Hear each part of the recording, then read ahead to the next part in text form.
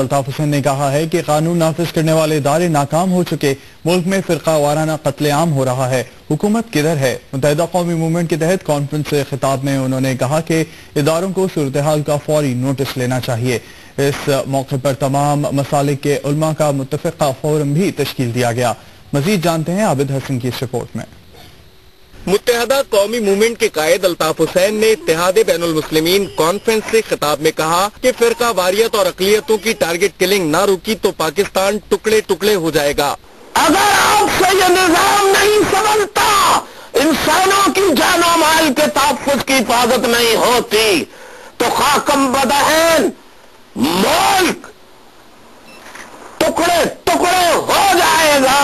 Christian اپنی علیحدہ state مانگیں گے اسی پاکستان میں، اور شیعہ بھی اپنی علیحدہ اسٹیٹ مانگنے پر مجبور ہوں گے۔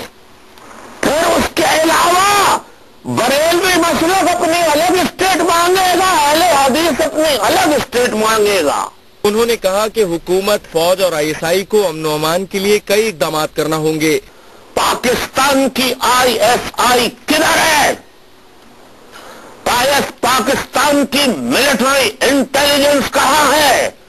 پاکستان کی انٹیلیجنس بیورو کہاں ہے؟ پاکستان کی فرنٹیئر کانسٹیبلری کہاں ہے؟ پاکستان کی رینجرز کہاں ہے؟ پاکستان کی پیرا ملٹری فورسز کہاں ہیں؟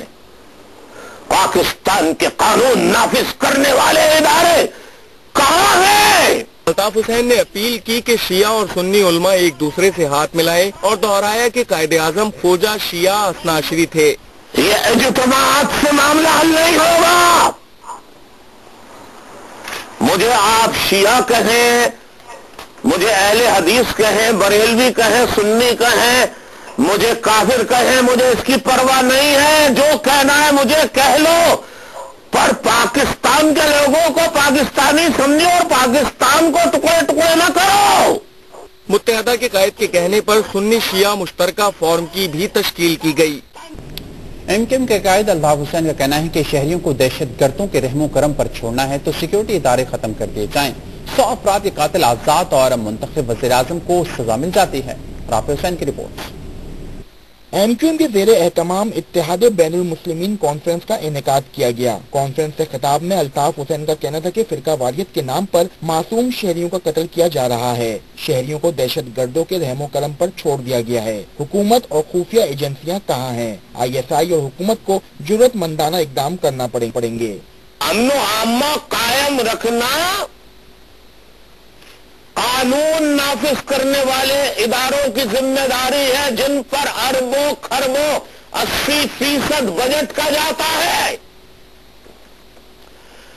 اگر لوگوں کو اسی طرح دہشت گردوں کے رحم و کرم پر چھوڑنا ہے تو فوج کا ادارہ بھی ختم کر دیجئے، ISI کو بھی ختم کر دیجئے اور لوگوں کو چھوڑ دیجئے آزاد، اپنی حفاظت خود کرو۔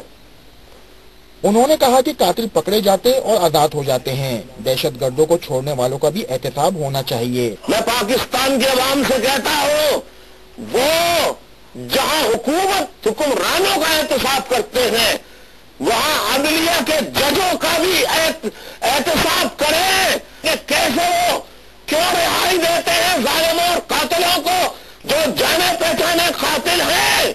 الطاف حسین نے کہا کہ یہ وقت منافقت سے کام لینے کا نہیں، علماء کرام کو فرقہ واریت روکنے کے لیے میدان عمل میں آنا ہوگا۔ اگر ایک نہ ہوئے تو ملک ٹکڑے ٹکڑے ہو جائے گا۔ الطاف حسین کا کہنا تھا کہ وہ کسی بھی مسلک یا شہری کے قتل پر خاموش نہیں بیٹھیں گے۔